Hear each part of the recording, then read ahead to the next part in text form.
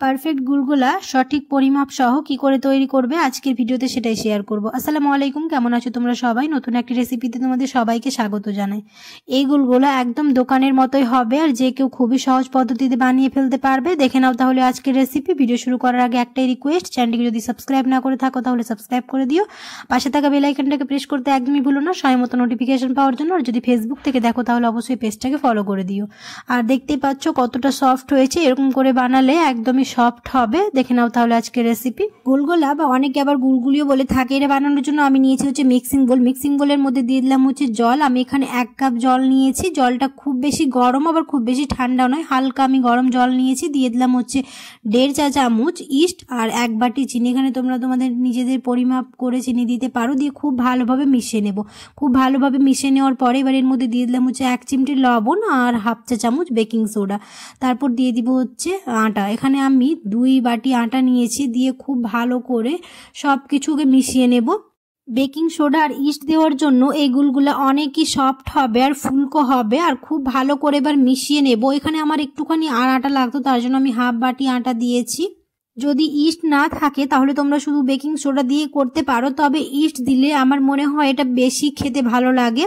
তো আমার এখানে খুব ভালোভাবে মাখা হয়ে গেছে। এবার রেস্টে রেখে দেবো ওটাকে 30 মিনিটের জন্য। আর আমার 30 মিনিট হয়ে গেছে আর দেখতেই পাচ্ছ কতটা ফুলে গেছে ইস্ট দেওয়ার জন্য। এবার খুব ভালো করে আবার আরেকটু কিছুক্ষণ সময় ধরে মেখে নেব। এই ব্যাটারের মধ্যে আমি মৌরি দিয়েছি, তবে পরে দিয়েছি, তোমরা চাইলে এটা আগেই দিয়ে দিতে পারো। আর মৌরি দেওয়ার পরে আবার খুব ভালো করে মিশিয়ে নেব। আমি মৌরিটা পরেই দিয়েছি আর আমার খুব ভালোভাবে মিশানো হয়ে গেছে। আমি এখানে 1/2 চা চামচের মতোই মৌরি দিয়েছি। গুলগুলা বানানোর জন্য আমার ব্যাটারটা একদমই রেডি হয়ে গেছে। আর অনেকে এই গুলগুলা বা গুলগুলি বলে থাকো, তোমরা কে কি বলে থাকো আমাকে অবশ্যই কমেন্টে জানিও।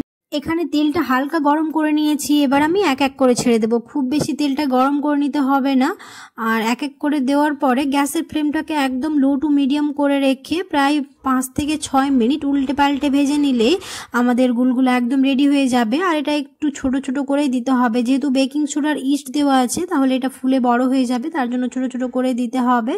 গ্যাসের ফ্লেম কোনো মতেই বাড়ানো যাবে না, তাহলে এটা ভেতরটা কাঁচা থেকে যাবে আর উপরে কালার ভালো চলে আসবে। তার জন্য গ্যাসের ফ্লেমটাকে লো টু মিডিয়াম করে রাখতে হবে আর দিয়ে এরকম করে ভেজে নিতে হবে, লাল লাল করে। নিজেদের পছন্দ মতো কালার করে তোমরা ভেজে নিতে পারো।